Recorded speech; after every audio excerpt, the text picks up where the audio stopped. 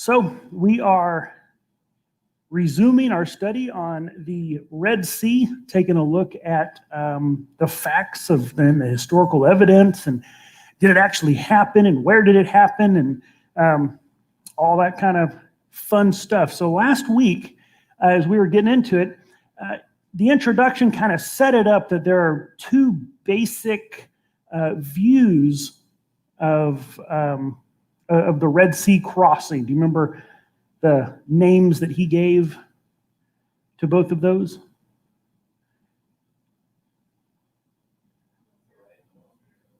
One was here, one here. The right one and the wrong one. There you go. Right, you have the Egyptian view, right, and the Hebrew view. Right, and the idea is, the general view of where the crossing actually happened. And we have the Hebrew view. What he's calling the Hebrew view is where it was actually on the Red Sea, specifically the Gulf of Aqaba. It was the big, miraculous water parting event that we all are familiar with. And then you have what's called the Egyptian view. And they say, no, it wasn't this big, body of water that got parted. It was actually probably along the eastern border of Egypt there, where you have these like small lakes and marshy lands. And it is probably just something like that. It wasn't some big spectacular thing. So that is where we are.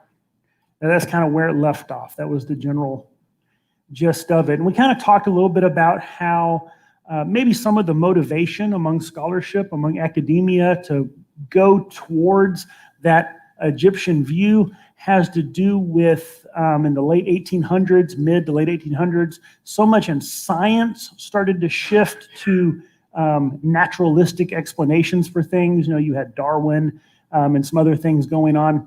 And then so historians and Bible scholars, kind of started adopting some of the same things and said, well, maybe there's a naturalistic explanation for these things in the Bible too. And so they started looking for things like that. So that is where we kind of left off. There we go. And so now we're going to pick up in our documentary. I think this clip of the video is about 15 minutes. I got to thinking, and just in case we're in some kind of violation of copyright, we're going to show this. And if anyone watching live is seeing this, that's great. But then later, just to cover our tracks, I'm going to go back and edit it out. However, you can watch this on Right Now Media. And the church has a community membership to Right Now Media. So anyone who's a member of Liberty Hill, you can sign on to Right Now Media and get access to all these videos and everything. If you need that information, I can get that to you. But just to make sure we're not breaking any copyrights, I'm going to go back into this video and edit out the documentary part, just to make sure we've got our I's crossed and our T's dotted. So anyone watching this video after the fact, sorry, you'll have to go view the actual documentary somewhere else. So, okay. And just a reminder, if you're watching this video later, I will put a link to the documentary on Right Now Media in the description of this video. Okay, so that was a lot of really fun information. We're talking about the Red Sea, what we've always called the Red Sea, that apparently maybe is a wrong name, right? But in the Bible, what we know in the Bible, it is the Red Sea. Specifically, one of the places where it refers, Exodus 15:4, says Pharaoh's chariots and his army, he has cast into the sea. The chosen captains are drowned in the Red Sea. That's that Yam Suf. That's what is being referred to. It's what has always been called the Red Sea. And the actual name is that Yam Suf. And they've made a big deal about the name, because it's something sea, but that word, Suf, what does that mean? Right? Because one thing we do know is that Suf does not mean red. So that has sent some scholars down different trails of saying, okay, so it wasn't actually the Red Sea. So, excuse me. What seems to be the reason, or what did they say is the reason behind calling Yam Suf Red Sea whenever Suf does not mean red? What reason did they give? I mean, reeds. That's what they claim. So why would it be red? Why would we call it the Red Sea? What's funny, and I didn't put a slide there, I've actually heard this argument. I've actually heard someone say the reason it's called the Red Sea is because in the King James, the Old English spelling for reed was R-E-D-E. So it would have been the Reed Sea, but then there was a misprint or over time where it's changed or whatever, and they dropped the other E. And so it's all because, that King James Old English, misunderstanding. No, had nothing to do with that. Long before King Jimmy ever thought of publishing a Bible, right, we had the Septuagint. Somewhere between 200 and 300 BC, a bunch of Jewish folks decided they wanted a copy of the scriptures in the language they were familiar with because they'd been Hellenized, and so they spoke Greek and read Greek. So they translated the Hebrew scriptures into Greek. And as they said in the documentary, basically, rather than trying to actually figure out the translation, they just said, oh, it's a body of water. The body of water over there is the Red Sea. So that's what we'll just put that in there. And so that is apparently how we got that. However, you have these scholars who are making a big deal about the fact that Suf does not mean red. And so you have the something sea that is not the Red Sea.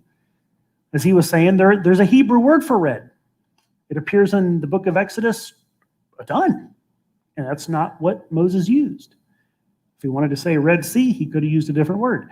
So Yam Suf, and it says that they equated it with being an Egyptian borrow word.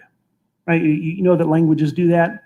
As you kind of come in contact with other cultures, you kind of bring in words from other languages. English is really bad about that. People who weren't born speaking, in English-speaking culture say that learning English is like the hardest language to learn because English is a mishmash of other languages. Right? Have you ever taken a chance? Right? That's actually a French word. That doesn't come from English. It's actually a borrowed word from French. And there's all kinds of these things, that words that we use as a matter of course, in our daily talking that didn't come from English. They came from something else. And so Suf, they say that's not a Hebrew word originally. It was an Egyptian word. And so they relate the Sea of Reeds, because they say it came from the Egyptian word for reed, with this place called Pa-Tufi, which is the place of reeds. And so they say, well, if that's what it is, then we're probably talking about this place over here where you got all these marshy lands and lakes that are surrounded by reeds. This is the place of the reed. So surely, right, the Reed Sea, it's got to be about that place over there where all those reeds are. Right? I mean, that would make sense if that's what you're looking at. But what would need to be true for that to kind of be the basis of reasoning? Right? I mean, for this way of thinking, for go, okay, it's the Sea of Reeds, and this place has reeds, and so therefore this is where it's at.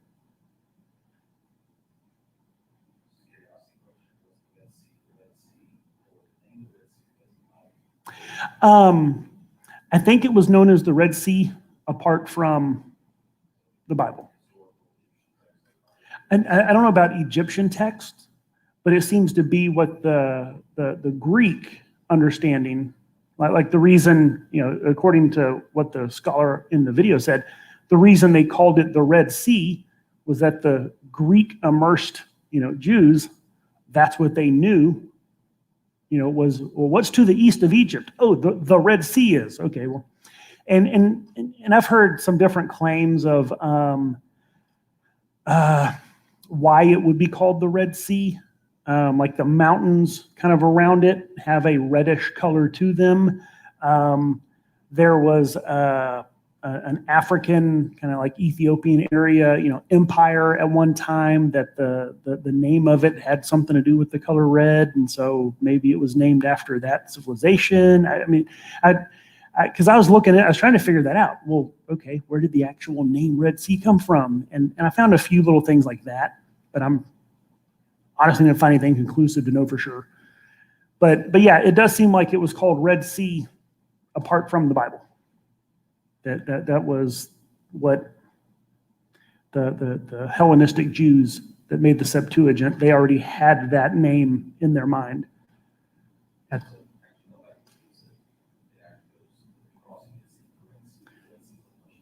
Right. Yeah. No one thinks that it was actually like the main body proper of the Red Sea. However, the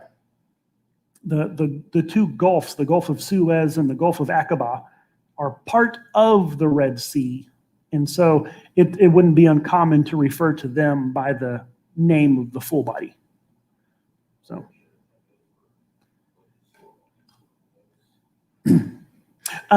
They actually are. We'll actually see in a few minutes how those actually do get referred to.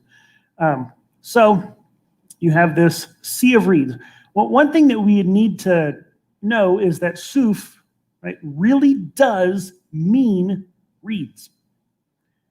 Because one thing you have to notice is they said, oh, okay, well, suf means reeds because it was a borrow word from this Egyptian word that it's similar to.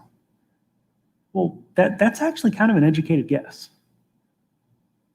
We don't really know. I mean, it's a good argument. It makes sense. They're in Egypt and they're getting Egyptian influence, and so they pick up some words. So, I mean, it's not out of the realm of possibility. It surely could be the Sea of Reeds. But even scholars cannot agree on what kind of plant that suf refers to. They're saying that it refers to some kind of reed. In Isaiah 19:6, No, I didn't. In Isaiah 19:6, it says, the rivers will turn foul, the brooks of defense will be emptied and dried up, and the reeds and rushes will wither. Okay, well, that word for reed, they actually use a Hebrew word. They use suf for rushes. Okay, well, rushes, I'm not exactly sure what a rush is. It's a suf. I looked it up a few days ago, and I actually looked at a picture. I'm like, oh, that's a rush, but I don't remember what I looked at. More of a brushy kind of, yeah. There is a French translation where it translates suf to refer to a kind of, I guess you pronounce it rhizome kind of plant, which is like a root kind of plant. So that grows underground, and it really just kind of has some little sprouts, nothing that's reed-like. Another place translated that it's willows. In the Latin Vulgate, there's places where suf is translated as papyrus. So it's referring to an uncut papyrus plant. So you have this wide variety of types of plants that suf supposedly refers to. I also found another place where they say it's not actually suf, but it would be the word soph. Because remember, ancient Hebrew didn't have vowels. And there's other context clues that kind of tell you what the pronunciation would be. And one scholar argued that it's not actually Yam Suf, it's Yam Soph, which would translate to something roughly like the sea at the end of the world. And he argues, that from the Egyptian, Greek, Mediterranean kind of focused world, that the Red Sea, I mean, that's that sea far over there at the east, kind of the border of civilization. That's not a very widely held I think most scholars go, no, that's not it. But even that is out there. So really kind of the idea I'm trying to just say is that suf being translated literally to mean reeds, well, we don't actually know for sure that's what the translation is. It's a pretty good one. It's one that most scholars would say yes, and so, okay. But even if Yam Suf does really mean reeds, it's referring to reeds, like reeds around those lakes and marshy lands there, you would have to take it literal. That whenever it says Yam Suf, it is literally referring to a sea or a body of water that has reeds in it. But do we have to assume that? I mean, can you think of any places that have a name that doesn't actually have anything to do with the physical characteristics of the place? What's that? Hog Creek? I'm pretty sure there's some hogs at Hog Creek. Might be. What's the capital of New York? Is it Albany? Okay, well, I was thinking of something else. I was thinking of Buffalo. Is Buffalo not the capital? Okay. Theology, not geography, right? But are there buffaloes in New York? I mean, you don't actually have buffaloes in Buffalo, New York, but it's called Buffalo. How about where Jesus was born? What's the name of the town where Jesus was born? Bethlehem. What does Bethlehem mean in Hebrew? House of bread. You know what we know about the crops that grow around Bethlehem? It's not wheat. Bethlehem is not a place that is known for producing bread, but it's called the house of bread. So just because a word is part of the name doesn't actually mean that it literally has to have something to do with the location. So Sea of Reeds, Yam Suf, could be a name that it got for some reason that's kind of lost to us, but that's still what people called it, even though there's not any reeds. So really, no matter what the literal meaning of Suf is, it still doesn't actually answer the question of which body of water is being referred to. Yeah.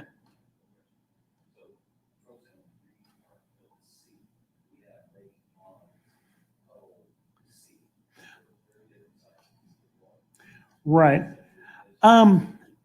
It actually does refer to a various, I mean, it could be a lake. It could be, it's just body of water. It could refer to an ocean. It could refer to a lake. It could refer to, a sea, a gulf.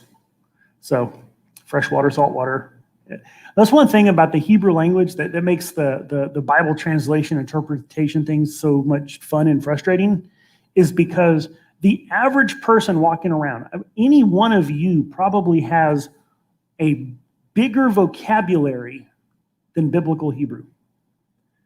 There are so many words that could mean so many things depending on how it's being used and what's being used to describe. And so, Hebrew was a high context culture where people had so much already background cultural information built in so that while they're talking, you could say a word that has 5 different meanings, but the person hearing you or reading it's going to know what you're talking about. Whereas here we are removed from that culture and we miss those cues, so that's one of the reasons we struggle so much with interpretation. So, Yam Suf. So it doesn't really matter exactly literally what the name means. The question is, what body of water is it referring to? Right? Because that's what the Bible seems to be describing.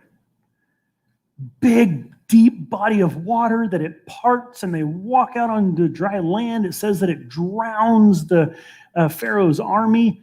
Talks about a wall of water, right? I mean, we're picturing something big, not some kind of marshy lake that, was shallow. So, is it right to reconsider our understanding of how God acts in the world, and what are the reasons that would be sufficient to change our understanding? Because for a lot of people, this is the kind of thing that they say, oh, it's not really the Red Sea, it's the Reed Sea. Okay, well, let me rethink everything I believe about the Bible. But is that good reason for us to reconsider? Should we reconsider the way that we view the Bible sometimes? Is it possible that we could learn something that should just change the way we view Scripture? Yeah. Yeah, it doesn't matter which water it was that got parted.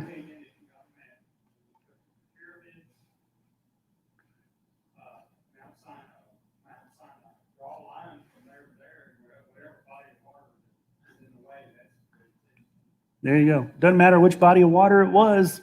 They crossed it and God helped them. So.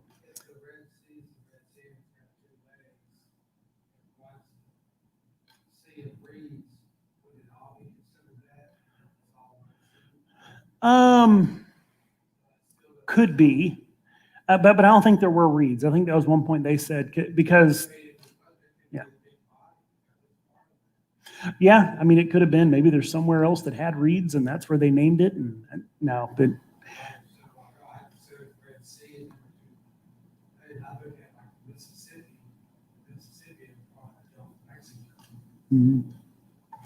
yeah, I don't know. But here's one thing I would say about, like reconsidering Scripture. Right? Because you ever met someone that believes something about the Bible that is just like you wish they would reconsider? Right? So yes, we can reconsider. It's not wrong to reconsider. Are we getting it right? Because we want to make sure we're getting it right. And if we're getting it wrong, we want to be able to get it right. However, we have to have sufficient reasons to change what we understand about the Bible, right? And that change of understanding needs to come from Scripture. It needs to come from something that actually says, okay, well, this is what God was really doing, really saying. Oftentimes, misunderstandings that people have come from misinterpretations of Scripture. So the question is, how should we correctly understand what the Bible is saying about the Red Sea? And I'd say that rather than quarreling over some little minute thing about what's the definition of suf, does it mean reed? Okay, so it's the Reed Sea. So what is that? Okay, rather than getting hung up on a specific definition of a word that maybe we can't even really know for sure, let's look at the bigger picture of what's going on and see if that Sea of Reeds explanation matches the big picture. We adjust our understanding of the details based on how they fit in the context of the greater picture. Does that make sense? So one thing that is fun to look at is they want to make a big deal about suf, but there's other places in the Bible where Yam Suf is used, and it's clearly not referring to a marshy land or shallow lake. So let's look at a few passages. In 1 Kings 9:26, says, King Solomon also built a fleet of ships at Ezion-Geber, which is near Elath, on the shore of the Red Sea in the land of Edom. So we're actually given some very specific landmarks. Okay, so it's on the shore of the Red Sea, Yam Suf. It's at Ezion-Geber in the land of Edom. So we can actually look and see, okay, well, there's the land of Edom. There's Ezion-Geber. And Ezion-Geber is on the shore of what there? That's the Gulf of Aqaba. Well, what's the Gulf of Aqaba? Well, that's that top part, shooting off the Red Sea right there, which would also is being referred to as the Red Sea because it's part of it. What area is not being talked about? Right? Because if you're going to build a fleet of ships, are you going to put them in a shallow lake or marshland? No, you're going to actually put them in a sea, some deep water.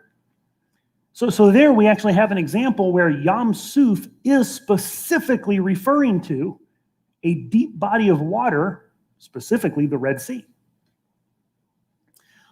And there's more.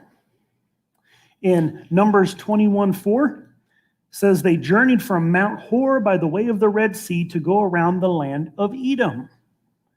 So again, we have some very specific landmarkers. Deuteronomy 2:1 says, then we turned and journeyed into the wilderness of the way of the Red Sea as the Lord spoke to me, and we skirted Mount Seir for many days.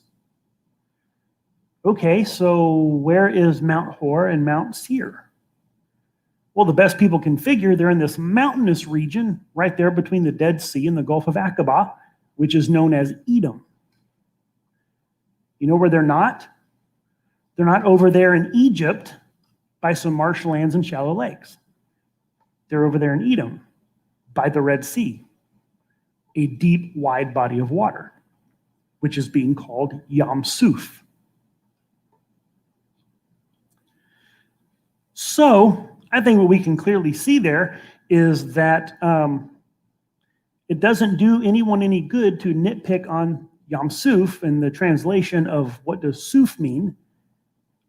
The question is, what body of water are we talking about?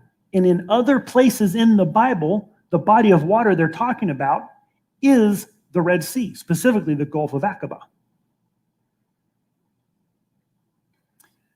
So, since nitpicking about the translation of Yam Suf isn't going to help, what he's going to do, after all the things called the pattern of evidence, he's going to look at the pattern and see what goes on in the Bible and what the evidence shows. And he points out 6 specific things to look at this bigger context. That there's a departure point, there's a direction that they're heading, they cross a desert, they take a detour where they end up with a dead end against a sea, and then there is a destination to their journey.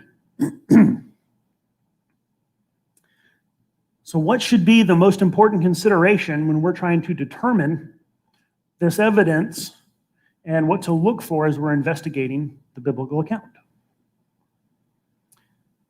What's the basic Sunday school answer to any question? Jesus. That's what we need to do. We're followers of Christ. We don't throw out the whole of Christianity and then go look at, some details about something, back in Exodus. We remember Christ, and he is our anchor. He is our starting point. We don't forget him as we examine the Bible. And so we look at certain things. Colossians 2:8, beware lest anyone cheat you through philosophy and empty deceit, according to the tradition of men, according to basic principles of the world, and not according to Christ.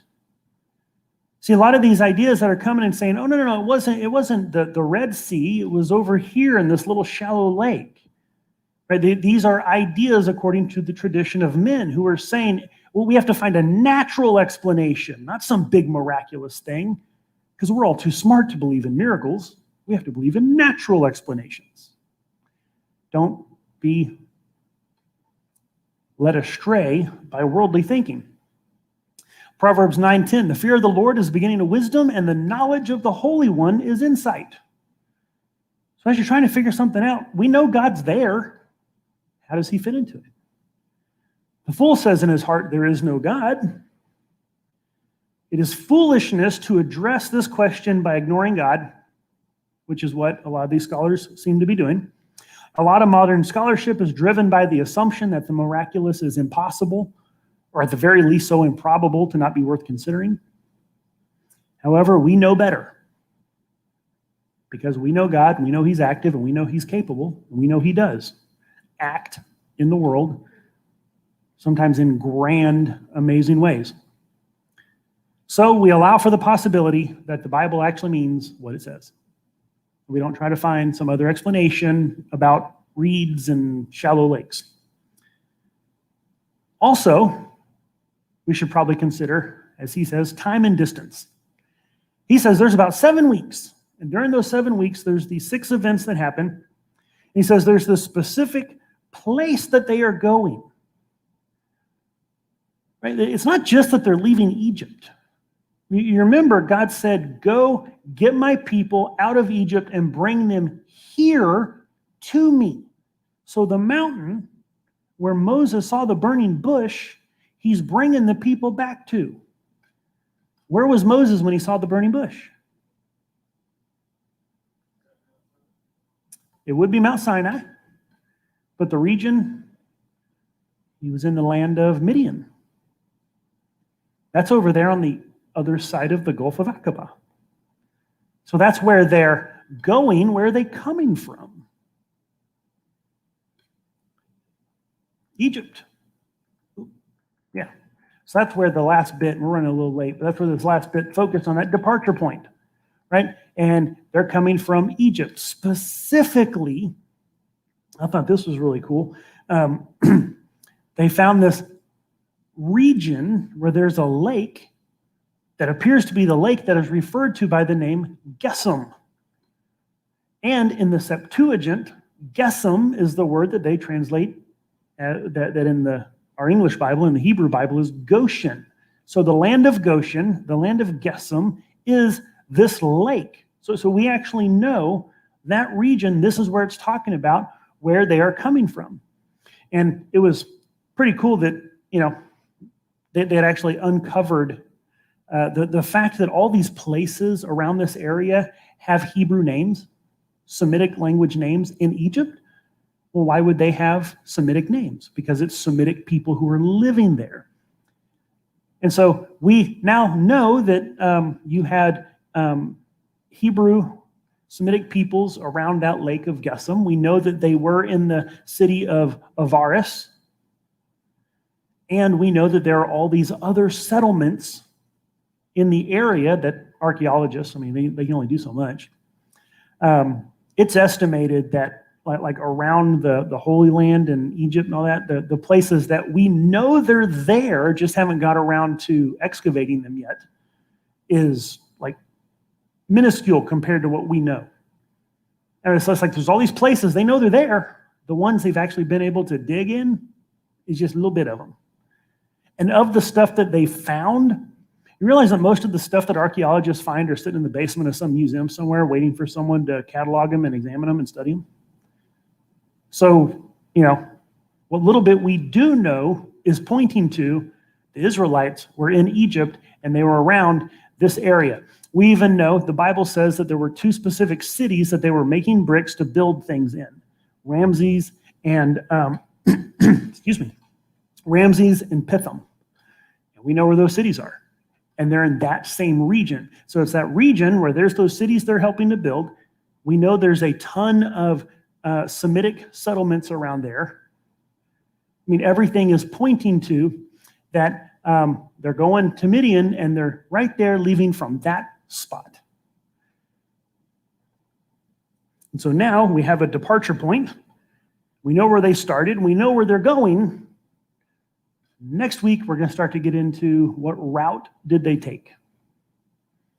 Because the Bible actually mentions some specific places where they stopped along the way. And so we'll start to get into that next week. So, when people claim that something in the Bible didn't happen, because it's actually a common claim that people say the Exodus didn't happen. It's all made up. Myth, legend, fiction. So whenever someone says that something in the Bible didn't happen, how should we respond? Did too. My God can beat up your God. He did it in Egypt. One thing I would say is that we should ask for their evidence. Well, what is the contrary evidence that they have that says the Israelites were not in Egypt? Couldn't have been. They don't have any. And we actually have evidence that says they were, because the Bible is evidence. People want to act like, oh, that Bible, that's just some silly fairy tale book. Don't take it seriously until you can show me something. No, the Bible is historical documents. It is evidence. And so whenever it says, hey, they were over there in Egypt, and someone goes, no, they weren't. Well, okay, I have something that says they were. What do you have that says they weren't? Well, nothing. Okay, and we also have this other evidence that shows there were Semitic peoples in this area. The places where it says they were enslaved and they were building things are in that area. Right? The landmarks actually are matching. So So always what I kind of keep coming back to is this idea, what's called the principle of credulity, that you believe something is the way it appears to be, unless or until you're met with some kind of sufficient defeater for that idea.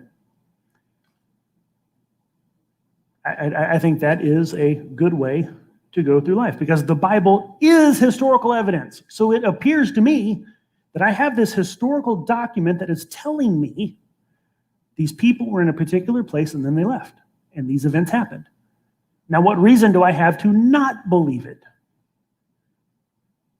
Well, I don't have anything that's telling me it can't be true, and I'm seeing other evidences that say it is.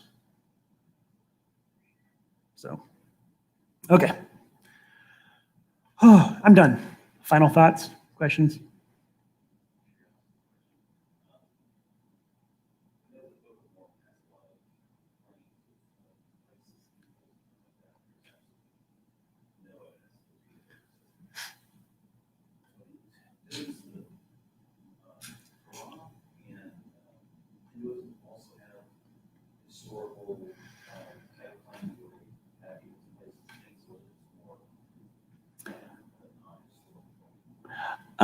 I'm not sure, especially about the Hindu. And I do know that, if you didn't hear, his question was, we know that the Bible's saying, hey, these historical things happened and we have evidence.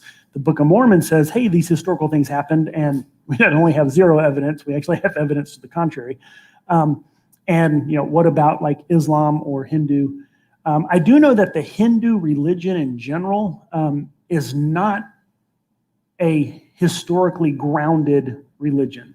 It does have a lot more to do with mysticism and spirituality. So even with their way of thinking, it's not as important that they be grounded in actual people, places, historical events. Islam, I'm not so sure. I haven't actually read through the Quran, just bits and pieces here and there in different studying of things. You have the Quran and you have the Hadith. The Quran, even then, they're not really so much describing events, so much as teachings, from what I understand. You have the Quran, which is, hey, the angel told me, here's this revelation, here's how you're supposed to live, here's what's important, here's the teaching from God. And the Hadith is more of a description of, here's how you should live. So, however, being that it was they came about the 700s? Yeah, like 700 AD. And it was in actual places. So where it is referring to names, cities and places and kingdoms and whatever, they're known places. They weren't making stuff up. And we have evidence of, this city and that place and, this event. But I don't know that it actually mentions a lot of events, because that's not so much its description.